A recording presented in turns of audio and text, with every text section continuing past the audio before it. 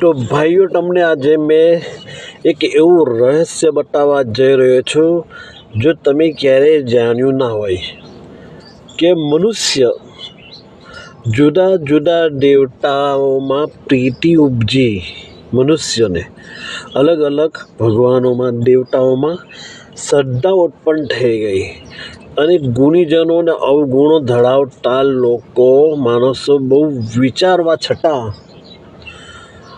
પરમાત્માનો સાચો અર્થ સમજી શક્યા નહીં.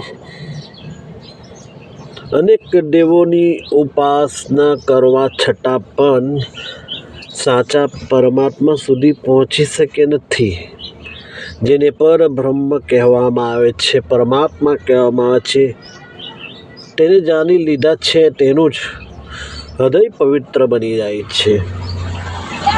જેને પરમાત્માને ઓળખ્યા નહીં તે જીવ જેમ દીવો સળગતો હોય ને પેલું સળગતા દીવડાની ઉપર એ પતંગિયું જીવડું આવે છે ને એની અંદર ભરીને ખાક થઈ જાય, એવી રીતે દરેક મનુષ્ય સાચા પરમાત્માને જાણ્યા વગર આ વિષયરૂપી અગ્નિમાં બળીને ખાક થઈ જાય છે. સાહેબ મિત્રો, એવા બધા ખાક થઈ જાય છે.